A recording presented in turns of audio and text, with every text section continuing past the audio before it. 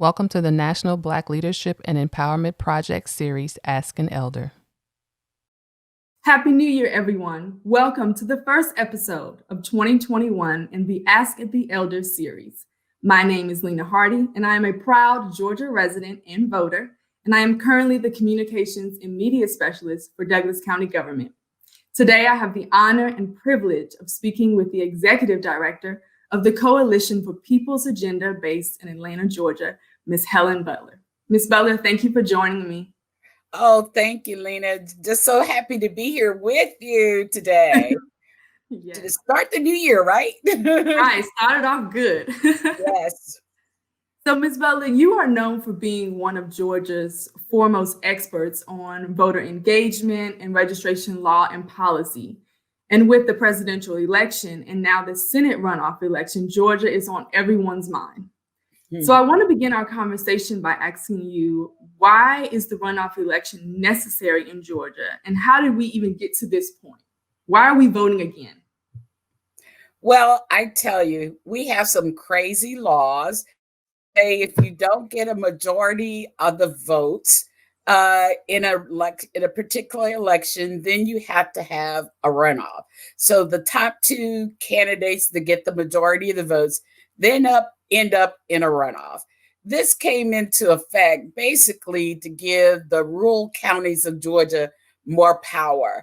I think Representative Tyrone Brooks introduced legislation years ago trying to change that so that people wouldn't get fatigued after all of these elections, because that's really what has happened.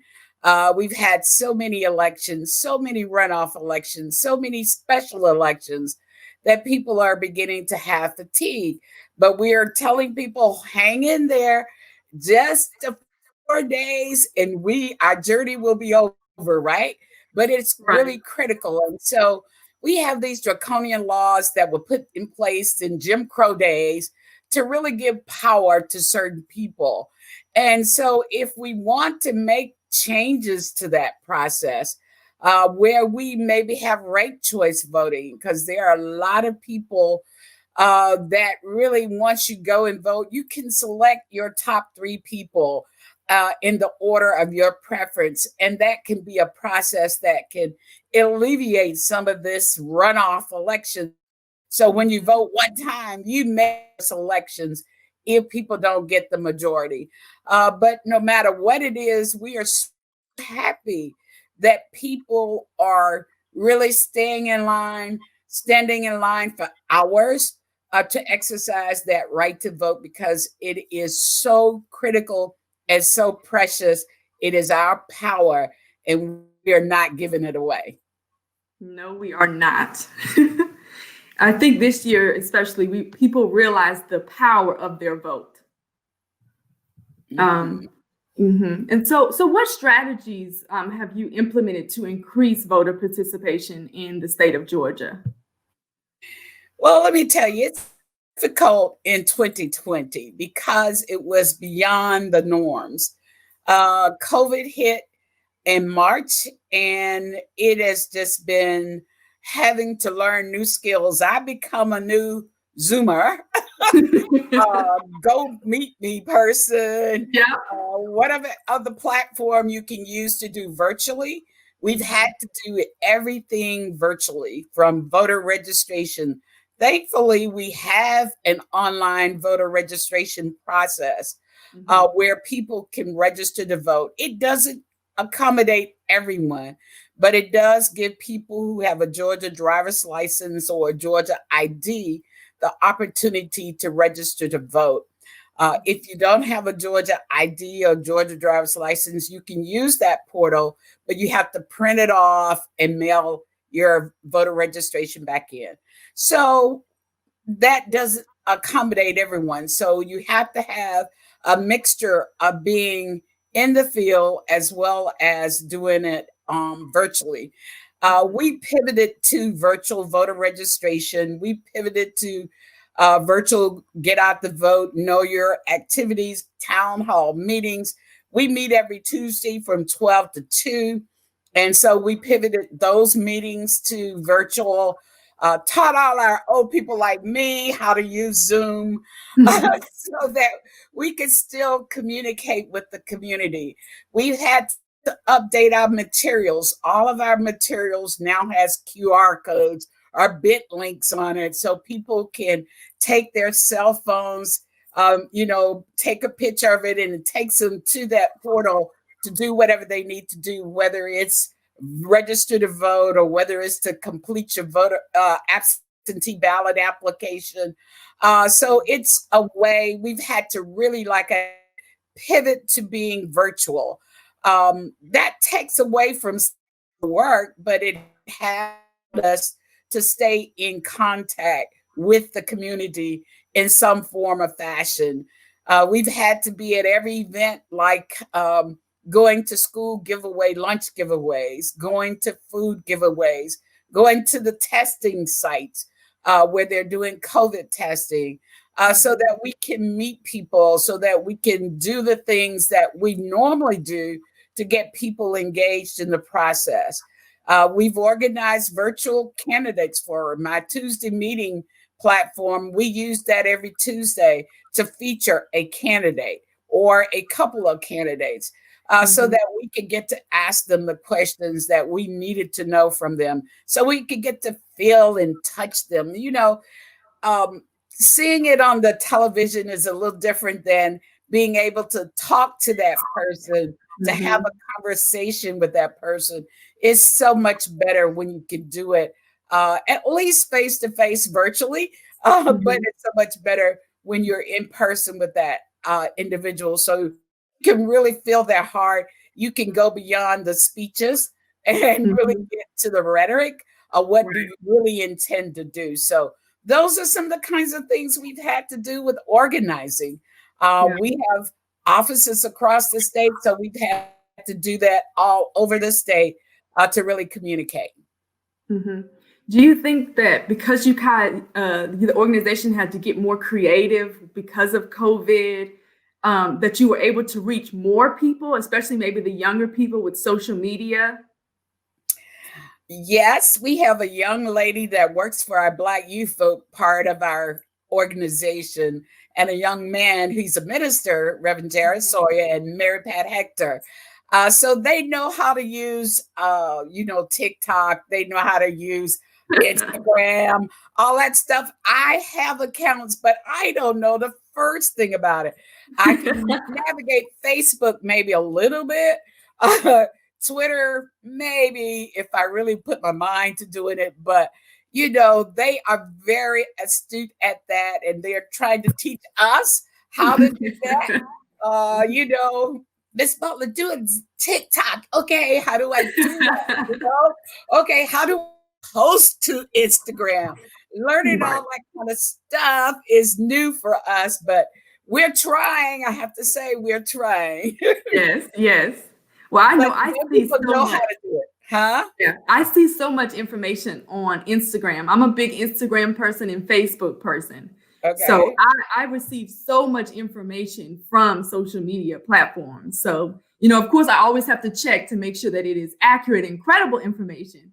But I receive a lot of information from social media. So I know that for myself and my peers, we were really excited to get all that information so easily to us just via our phones. Right. Well, you're so right about talking about getting accurate information, because a lot of disinformation comes across on social media. And so we have to be very careful of some of that stuff that comes across. I go like, where are these people? Where are they coming from? What planet do they live on? This is not the real world that they're living in.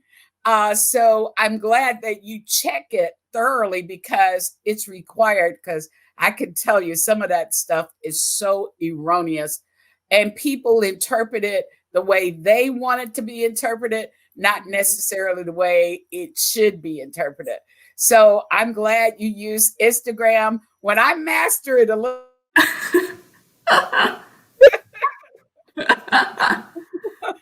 I love it.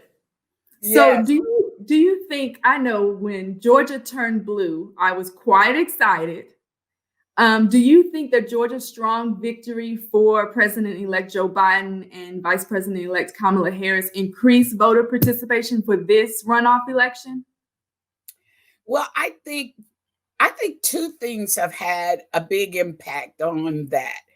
Besides Kamala making the history of being Yeah. the first Black woman VP, right? Yes.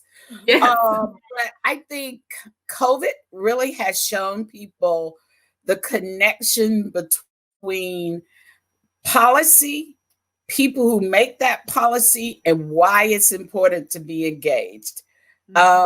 If you don't realize now how critical elected officials are, then you're living on another planet. You're living on Mars somewhere, right? Because COVID means everything. If you look at the Senate right now, everything's being held up by one man. That should not be the case Yes. for millions of people. One person is One holding man. up Yeah. money that you pay as a taxpayer. You're keeping it from coming back to your neighborhoods to benefit your neighborhood. That is not the way the Constitution was set up. And that is not the way government should work, really. Government should be a safety net for people. No one's asking for handouts. But this is our tax dollars.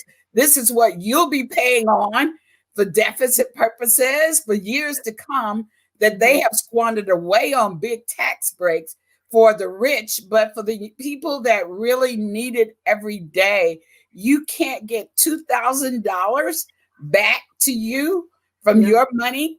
And 2,000 isn't going to do anything. It doesn't last for a long period of time. It won't cover your rent, utilities, and food, and child care. So, I mean, that one person can hold that up. So I think COVID has shown the importance of that. The second part of that has been the young people protesting in the street, saying, I'm not going to take it anymore with you killing innocent young Black people for no reason. The George Floyds, the Ahmaud Arbery, the Breonna Taylor, the Kamir Rice, the list goes on.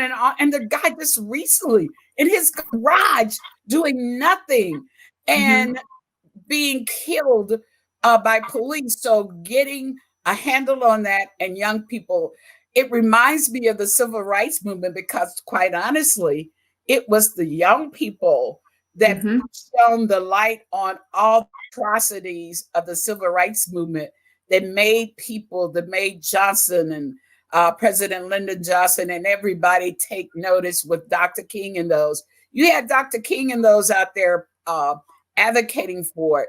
But there were really younger people like yourself that were in the street, taking the dogs, taking the water hoses. And you had the young people now with the Black Lives Matter written on down on Pennsylvania Avenue, what better way can you say it? So I was so proud. And I think those two movements have really made people understand that you've got to be engaged in this process. You can't let someone else make a decision for you. Usually in runoff elections, maybe 100 people vote sometimes, maybe 1,000 vote, maybe 2,000 in a polling location. You can't have that. They're making the decisions for all of us, and we can't have that done for us. People have to understand numbers matter. I have a degree in accounting, so I look at numbers a lot. Numbers can, and we think about all of these suppressive voter techniques that they use. Like now, because Black folks are using the absentee ballot process, they want to take that away. It's fraud. Yes, it's fraud. They want to say you got to have an ID. Well, they used it for 200 years, right? And all of a sudden, when we've learned how to master the technique, now they have to change it, just like they did with photo ID. We never had to vote with a photo ID until in 2008, when all of the people stood in line for years, wrapped around buildings. They said, oh, we got to stop that. Too many people are voting. We don't know how to play to that playbook, so numbers matter. So people need to understand the more that we show up, the more numbers we turn out, those suppressive techniques can be overcome. They have to. I mean, look at people standing in line for 4 hours. They thought that we'd just go away, we would turn around. Some of us had to, and I understand that. But those that didn't, I say thank you, thank you, thank you, thank you for making that happen, because those numbers made a difference, and they can make a difference on January 5th if we show back up in record numbers. And we have been voting. I know the Black people have been voting way beyond our percentage in the rate population of elected. So what I'm saying to you, if you even go on my voter page and you say that you're inactive, go vote. Because once you go vote, that takes you off that inactive status. You become active again. So numbers matter. And the more people that show up that they can't play to because numbers overcome things, do that. That's what I say. Go show up and vote. Yeah. I think you're spot on with your answer, because it was we had COVID-19, we had the Black Lives Matter movement all happening at once. And it was so powerful. And I think oftentimes people forget that Dr. King, John Lewis, Diane Nash, they were very young. That's right. They were very young. And so it felt very similar to that same movement, just years later. And it's ridiculous that we're still fighting for those same rights that they were fighting for. But the fight still continues. We can't stop. Right. Because there are rights. Oh, yes, you're so right. I mean, if you look at all the civil rights that we had gained in the 60s, basically they've been turned back by a few elected people. And we elect them year over year over year. Maybe we should start looking at term limits. Those are some of the other things that we have to start looking at. Maybe there are things that we need to know about the process that we can overcome the barriers. A lot of people talk about, well, maybe I need to leave this country. We built this country. We should not have to leave a country that we built. We just have to learn how to exercise our power more effectively, collectively and effectively, so that we can get the things done for our communities that we want. And you're so right. Young people, I'm so proud of young people. The numbers you all turned out, you showed out. It was just awesome about the movement and the courage that it took to do that. I mean, in DC, when the president decided to bring out the Army and all the National Guard, tear gas, it didn't deter people. And so I am proud of the young people, proud that you have that courage, that you're willing to take a stand, and you're just saying, like Fannie Lou Hamer said, I'm sick and tired of being sick and tired. No more.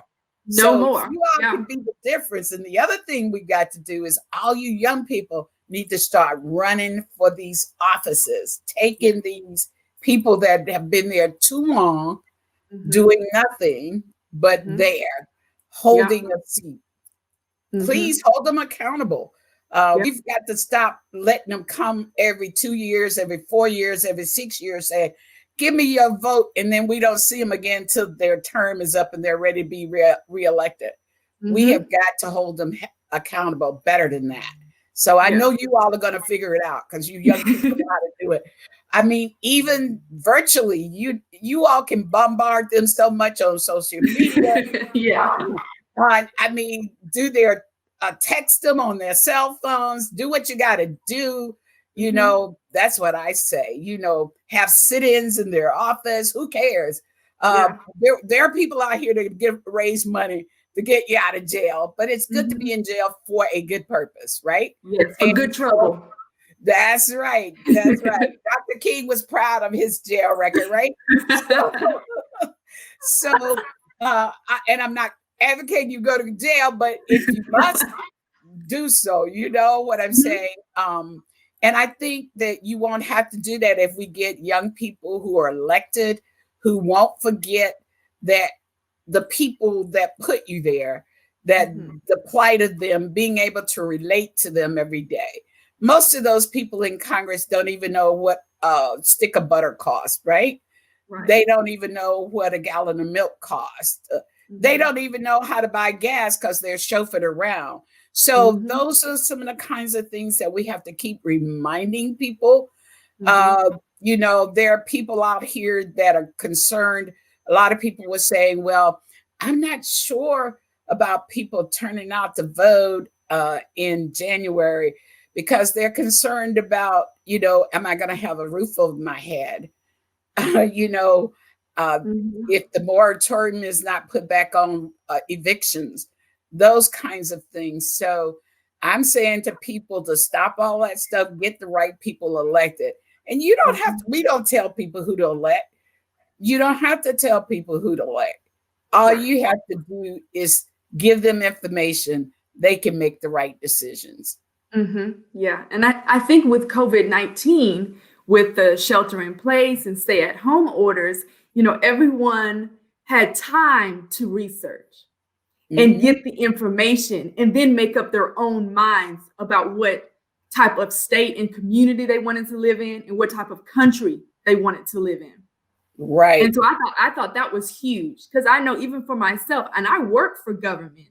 So I get a little more of a sense of, you know, county and what county elected officials do and what state elected officials do. But, you know, as a teenager, you think, oh, the president has all the power and they do everything. Right. But as you get older, you realize how important it is to vote at every level and not just for the presidential election. Right. And I've always been very good since I've, you know, turned 18. I've participated in every election, no matter what. But I know a lot of my peers don't, and they only focus on the presidential election. But now I think my peers are understanding the importance of the vote. I remember when Georgia, the presidential election was very close. I think with Trump and Biden, maybe there was 1,000 votes separating them in the beginning while they were still counting. And I think the fact that you could see 1,000, that small number was separating the you know, whoever would win Georgia. I thought that was really powerful to see that small number. And then of course it grew as, you know, days went on and they continued to count.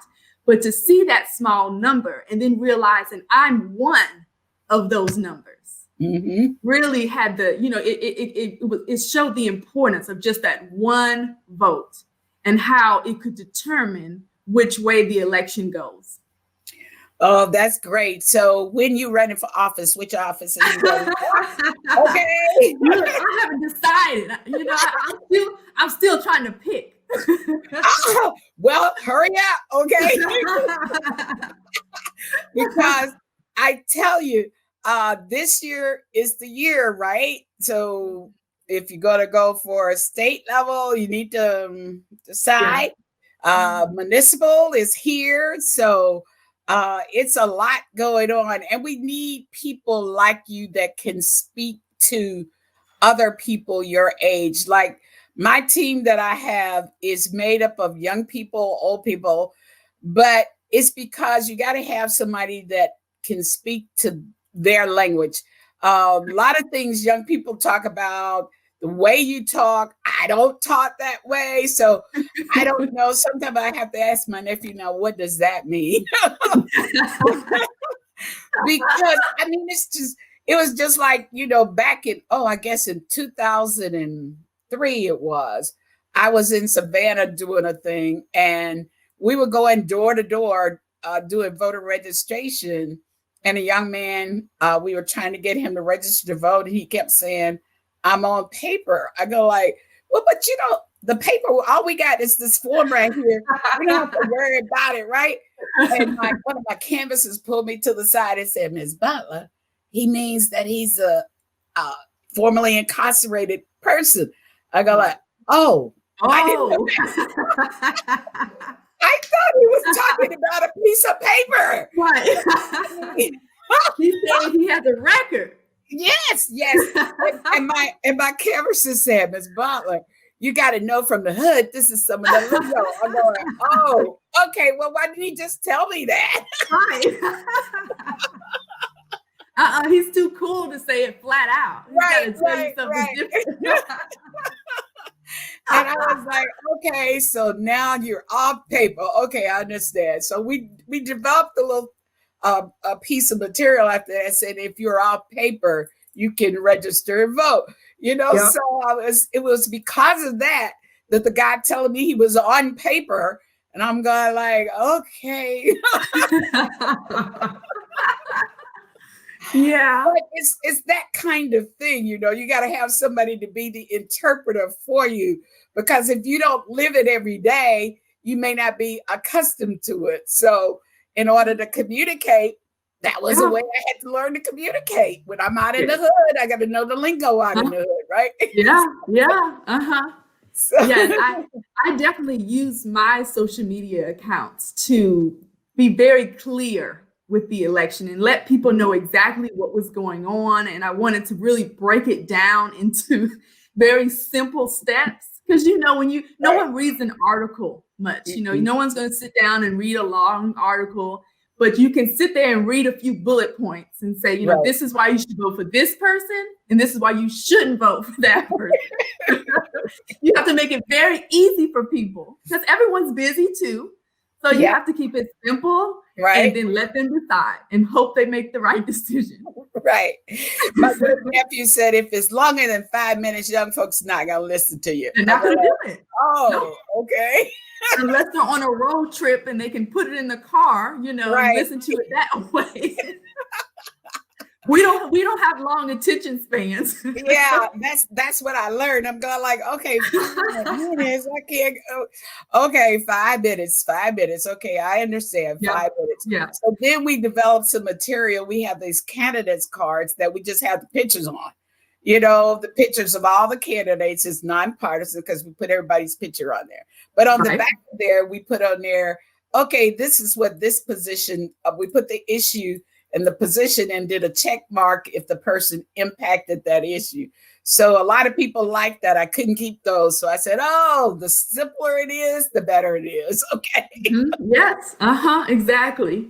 Oh, wow. Well, what have you done? I'm always like to learn from young people. What other things can we do to really continue this engagement besides having intergenerational people employed with us? To give those messages, what would you suggest some of the things that we can do to keep this engagement going? Because I don't want it to drop after January 5th, because we got the mayoral races, we got the governor coming up. Yeah. How do we keep them engaged? I think you just have to remain creative. I think with COVID-19, you had to do everything virtually.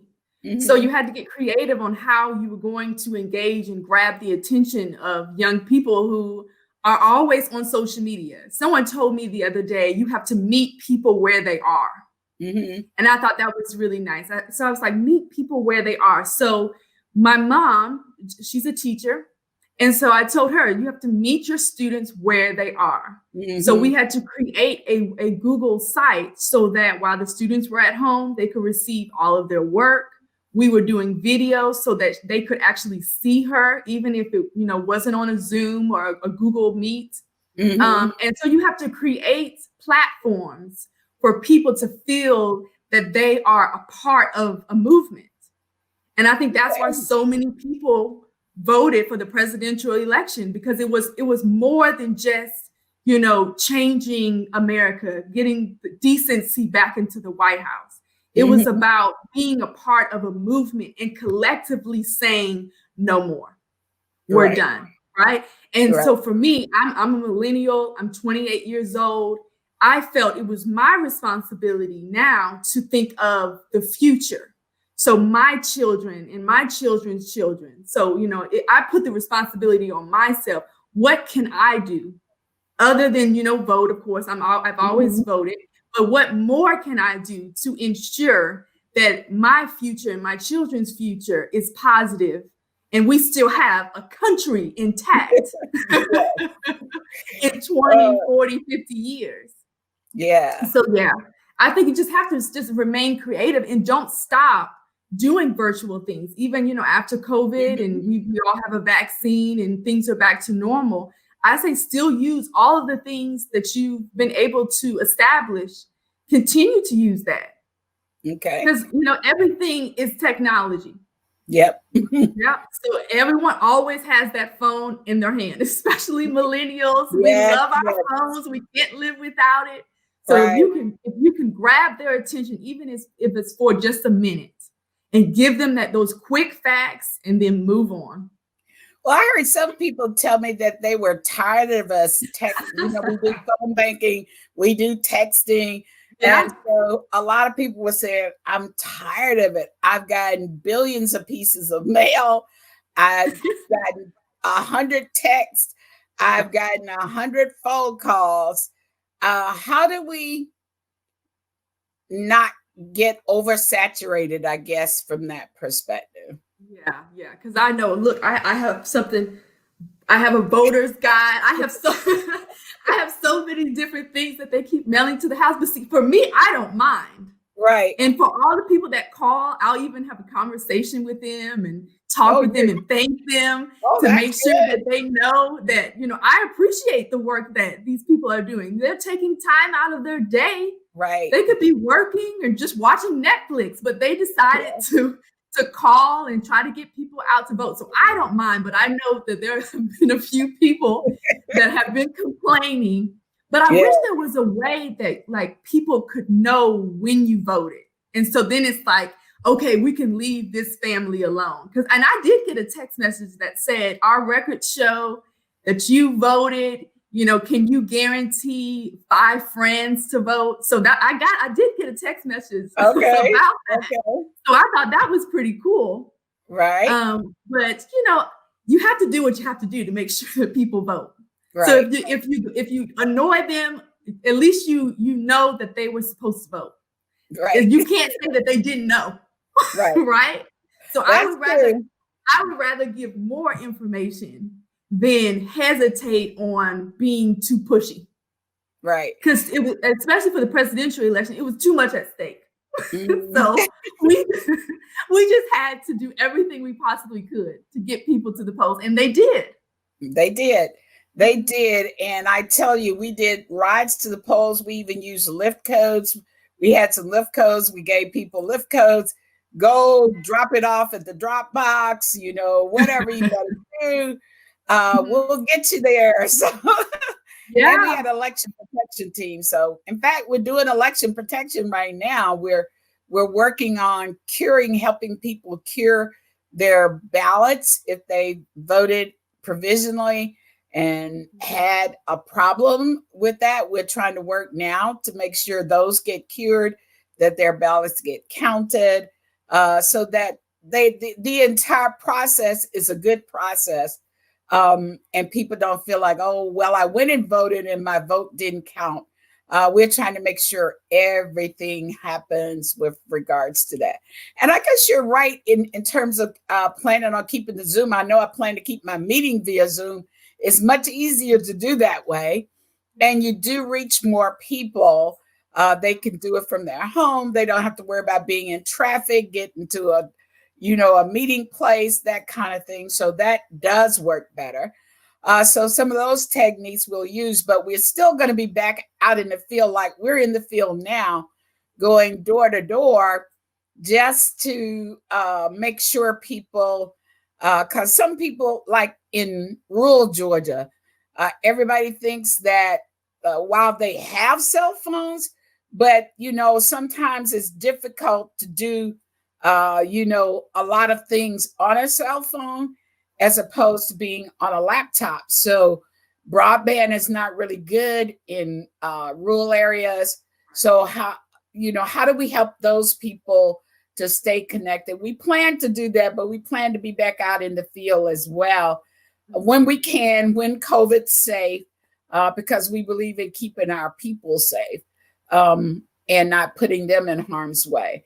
But we will try to remember those techniques that you're talking about, because we got to keep people engaged in this process to help them understand every level of government is more important. In fact, the local government sometimes is more important than the federal government. They control your potholes, they control your utilities, Your they parks control and your rec. exactly. So it's a lot of things that we need people to understand and get engaged in. How do we get a lot of young people to want to run for office? I guess that's my next question, because I want to see a new crop of young people who have strategies like Stacey Abrams did, that can do things a little differently, that can reach people in a different way. How do we get them to want to go and be elected officials? I know they don't get paid enough to do it. You can't make a career out of it. So maybe that's one thing we need to look at. Maybe we should pay our elected officials a good salary. Just like if we want great scientists, you got to pay them great. You got to give them benefits. So maybe if we want great elected officials, we need to pay them differently. I'm just trying to think outside the box. Some of the things that would make it better and attractive to the top quality people, young people. I know they want to make great salaries for their families. They want to do great things. I understand that, but how do we make it better? Yeah, I think it's all really about experience. I know that, as a teenager, I never thought about running for political office, but after I graduated from college, I started working for the government to gain some work experience, and I got an inside look of just local county government and city government. And you get an inside look of maybe how a government is supposed to run and how it's not. And I think you look at your community and you kind of look upon yourself on what you can do.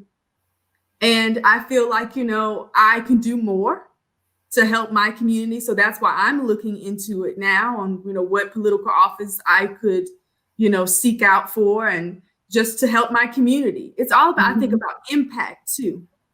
And I think it's already within you. And whether you know it or not, I think experience helps pull it out of you. So I think because I've worked for county government for almost 6 years now, I think that's why I'm slowly moving towards that path of a, political office. So yeah, I think it's really about yourself and who you are and who you want to be.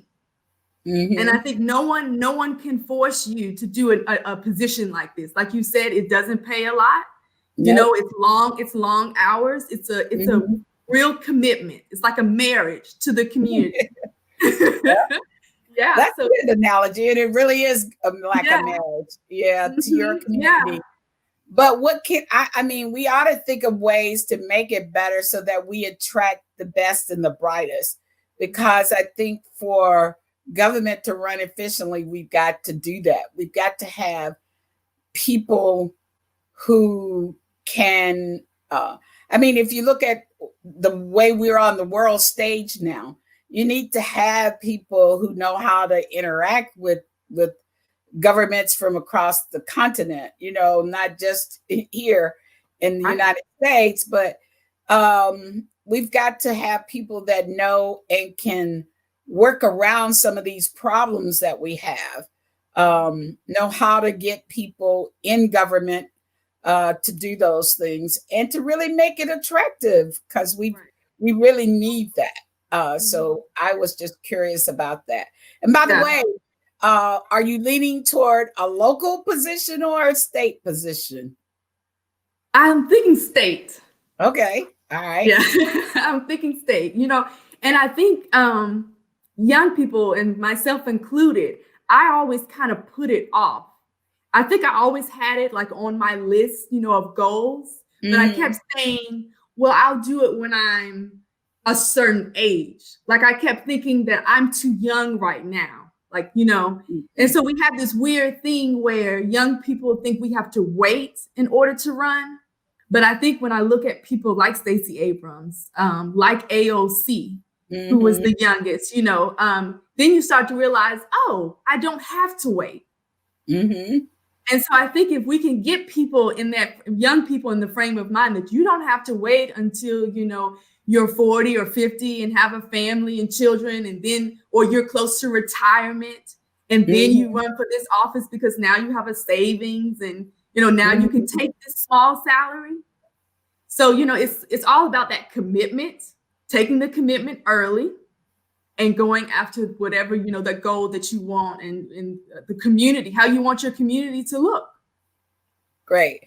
Well, I'm certainly hoping that you'll convince yourself and others to join you because, we need that in our community. We need the young people to be engaged in that process. I think part of helping our young people understand that it's not about age. There is an age threshold for running for office, but beyond that, there really isn't an age thing. Some offices don't require an age process. So maybe if we could put civics back, like you were talking about, your mom is a teacher, and I have the utmost respect for teachers. I still remember my 4th grade teacher as being most impactful to me because she was the one who made me do speech. You had to stand up. You had to speak before the class. You had to enunciate correctly and do all those things. Or Miss Dizzy would get your hand. But it may be, a lot of, we don't talk about civics anymore in class. So this would be a way to get younger people, even down to middle school, to understand and to want to be engaged in that process. And, we got role models. We now have a Black female VP. Yes. So, a female president soon. And, so those role models that people can really look up to and can get them engaged in. And I think it will start with people that we see, and our teachers can have a great impact. Yes. Yes, they do. That's why people ask me, of all the issues that you're most concerned with, which one do you care about the most? And to me, education is critical. That's my number one. I call it it smooths everything. It is the equalizer. I don't know if you've ever seen that movie called The Equalizer. Well, education is an equalizer. And to me, once our children are educated, there's no limit to what they can do. Right. And so putting civics back in will really make it something that they can learn about the process. Most people are afraid of it. I worked with a high school class one year at the Lew Walker Center, and I did a presentation on voting 101. It started with terminology that you'll hear. What is early voting? What does that mean? Right? Or even what is a runoff election? What does that mean? Right. What does it mean to vote absentee? What is that process? And a lot of the students said they never heard of some of this terminology. And I'm going like, well, what are you learning in school? But then I walked them through the process. Like when you come in, you present your ID. All that is to do is just to make sure you're who you are so they can give you the right ballot for you to vote for the persons that you are entitled to vote for. You get that little card that they have. You go take it to the machine. You insert it in the machine. You make your selections, and now you get a printout. So now you scan your ballot. Then once you've done that, you voted, you get this little sticker. When you talk to them about the process, it's really nothing. Right. It's not something that you have to be afraid of. It's not something that is this big bear. But if you've never done it, I guess people really do think of it as something major that you There's a have to fear. do it right. No, if you make an error, call the person up and say, hey, I made a mistake. Give me another ballot. Yeah. But people don't think of it that way. And so to me, that was a process that they had to go through. Yeah. And it's so interesting that you mentioned your fourth grade teacher because it was the same for me. I had my first African American teacher in the Wow. fourth grade. Really? Yes. And up until that point, all of my teachers had thrown me in the back, told me be quiet. Until fourth grade, I had my first Black woman teacher, and she put me in the front and she put me in the center, and she believed that I could do more. Right. No, Lena, you're going to write the paper. You're going to read it to the class. You're going to do this in front of the school. You're going to do this in front of the principal. And so you need someone early on. And of course, my parents, of course, believed in me, but you need someone that's not related to you sometimes to believe in you and to kind of push you into the light. Right. And tell you that you're intelligent and that you are excellent. Yes.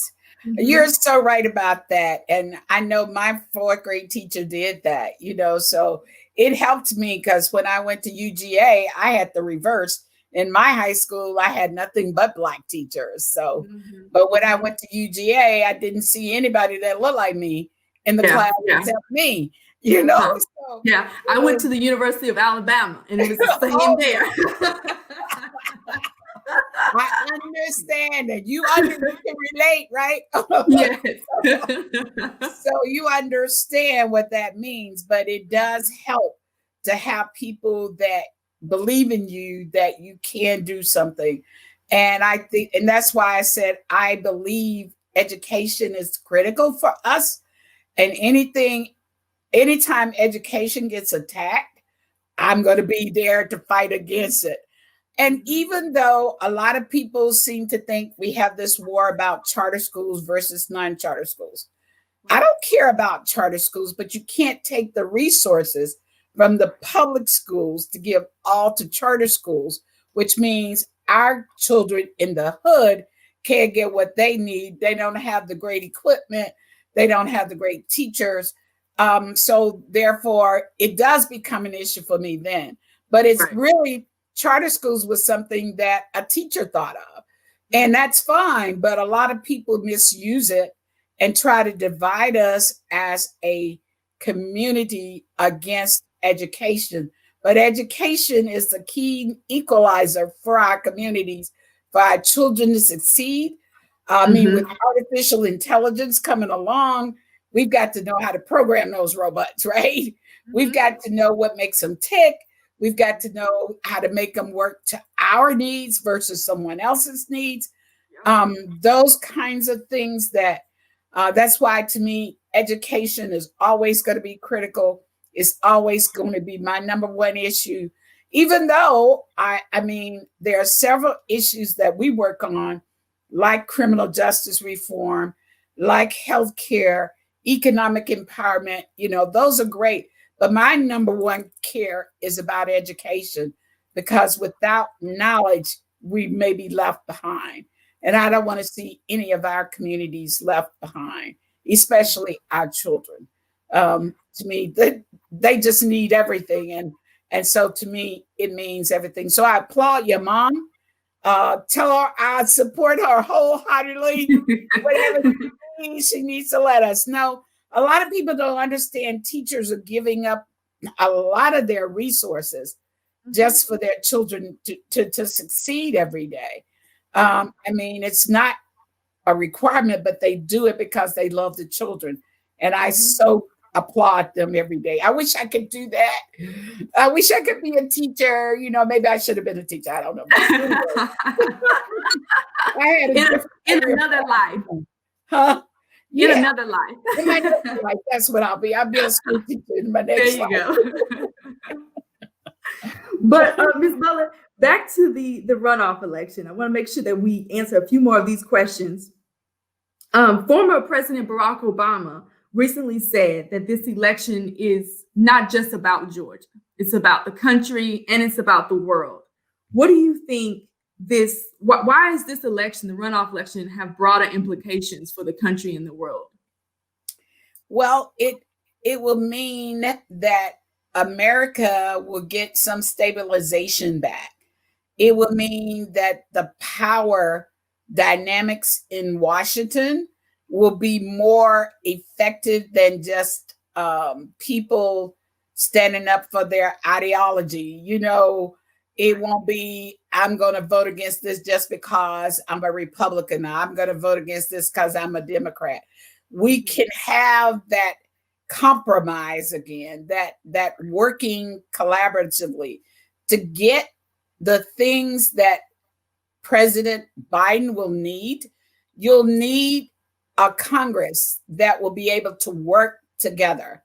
If we don't have that, that means that we are looked at in America shamefully. We're not able to be the power leaders that we once were. It means that we won't get anything done. Right now, everything's held up because of one person. Yes. And that should not be the case. Mm-hmm. I don't care if and he's not the president. And that one person isn't the president. And it isn't the president. Exactly. Yeah. Exactly. I mean, the president could put forth all these great things. A lot of people talk about President Obama didn't do this. He didn't do that. Well, he didn't have the Congress to get them done. Right. So right.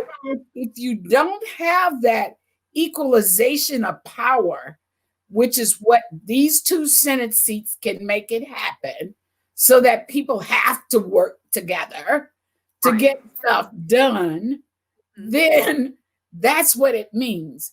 If we want to get anything done in DC, in Washington, at a federal level, we've got to elect the right people that are willing to go in and work together, not to say, well, I don't like this one because he's a Democrat, or I don't like this one because this one is a Republican, or I don't like this one because they're independent. We've got to work for the people. And if we don't have people that are going to do that, then we don't need, we'll be in chaos. We're like a Russia. Where you don't have any say-so about how the government treats you. You don't have any say-so in what happens to your community. I don't want that. I don't plan to live in that era again.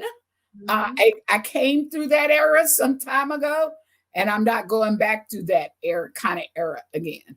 And so for the future and to build a good community, a good country, we got to have those Senate seats working with the president, working with the House of Representatives.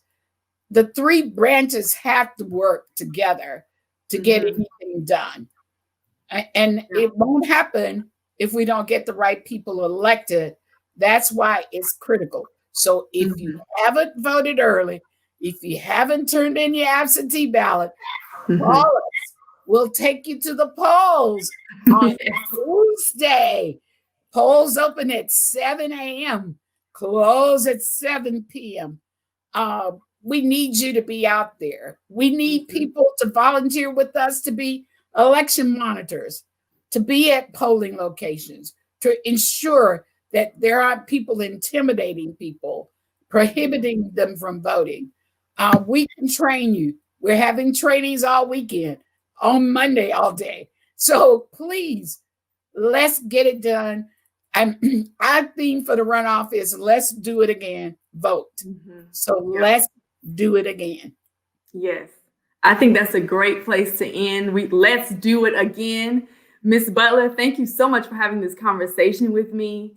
I learned a tremendous amount of information, and I hope our viewers found the information to be valuable as well. Again, on January 5th, please vote. Early voting is over. You can no longer apply for an absentee ballot or mail-in ballot, so that you have to vote on January 5th. and we encourage all Georgians to cast their ballot. I know that Georgia will not miss out on this opportunity. I believe in us, and in the new year, be sure to continue to hold our elected officials at all levels accountable. Thank you for watching. Thank you.